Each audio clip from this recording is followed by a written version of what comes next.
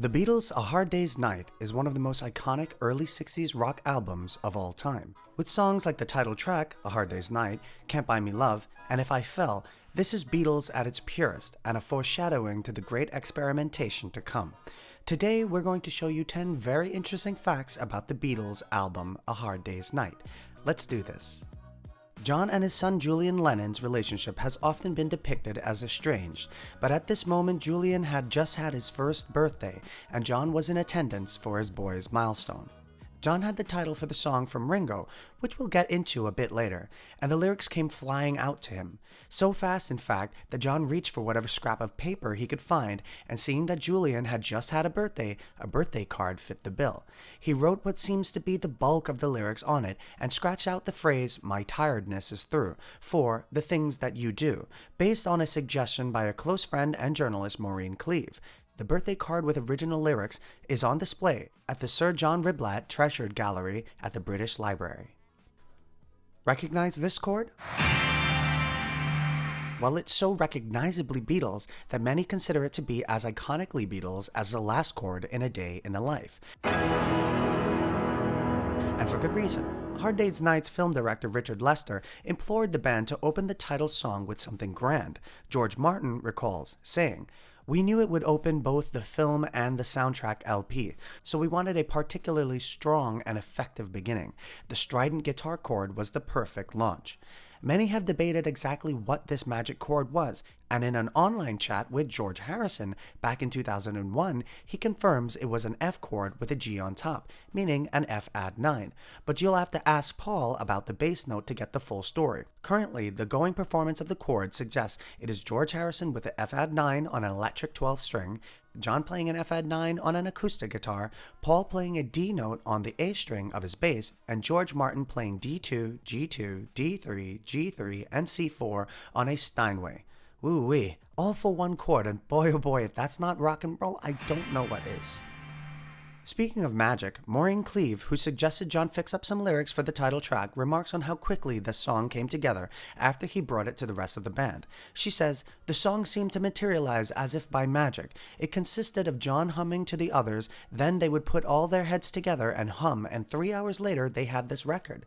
They truly were unrehearsed, which can be heard on the Anthology 1 album. Paul seems to be struggling a bit with the chord changes, and George's guitar seems more likely he was trying to figure it all out.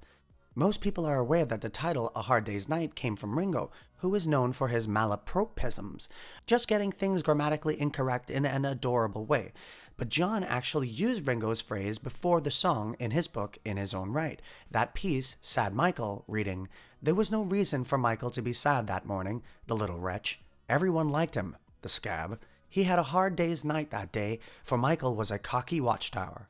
Dick Lester suggested that that should be the title for the movie/album, since he liked the phrase so much. John recalls saying, "So Dick Lester said, we're going to use that title, and the next morning I brought in the song. 'Cause there was a little competition between Paul and I as to who got the A-side.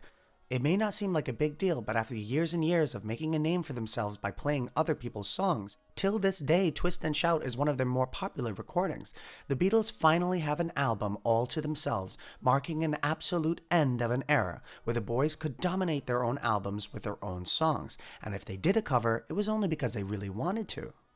A Hard Day's Night, out of the entire Beatles discography, is the only album to be strictly a John Lennon and Paul McCartney composed one. No Ringo, no George, no covers. However, Paul recalls his biggest regret was not allowing George Harrison more of an opportunity to write songs earlier on, especially after his performance of I'm Happy Just to Dance With You, which was written by John Lennon. John and Paul alternated singing lead on every other song on the album, but George's voice really shined through quite nicely on that one.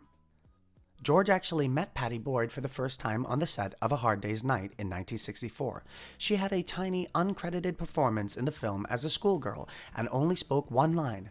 "Prisoner?" George was enamored and showed interest in her, but she initially resisted because she had a boyfriend at the time. However, George persisted, and it certainly paid off because they were married 2 years later.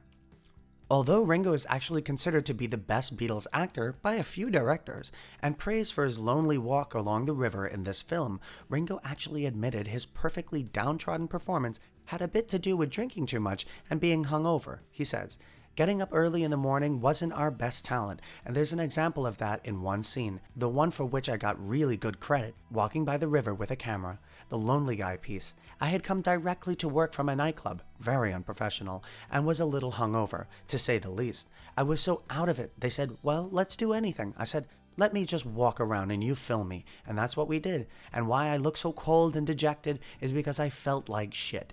There's no acting going on. I felt that bad. The Beatles had gone worldwide, and every Beatles fan should know the many alternative titles to A Hard Day's Night in other countries and languages. The film was titled Yeah Yeah Yeah in Germany, All for One in Italy, Four Boys in the Wind in France, Yeah Yeah Here We Come in Finland, The Kings of Yeah Yeah Yeah in Brazil. I don't know why, but these just crack me up. A Hard Day's Night had advance orders of 250,000 in the UK and sold 600,000 copies by the end of 1964. Over 1 million advance orders were placed in the US, and within 3 months it had sold another 1 million copies, making A Hard Day's Night one of the fastest selling albums of all time, dominating the charts across the globe for weeks and weeks, and ultimately being a catalyst of an album that would catapult the Beatles into their greatest songwriting years. That's all for today, everyone. These are just so much fun to make, and I hope you're having as much fun watching them. I'll keep putting them out if you keep enjoying it. Thanks so much for watching, and special thanks to contributing author Leah Robbins. Be sure to check out some of our other videos on music, such as Why Did Freddie Mercury Write Bohemian Rhapsody?, the story behind Toto's Africa, and if you're a Beatles fan, well, let's just say this is your channel. Thanks to the amazing patrons who keep this channel alive, and if you're into super underground music, then definitely check out the HollyHobs on Spotify, Apple Music, and everywhere music is streamed. If you want to be notified when new videos are out, at this point you'll have to hit the subscribe button, hit the notification bell, and pray that YouTube will recommend anything you actually might want to see. If you have an idea for a video, please be sure to leave a comment. See you next time.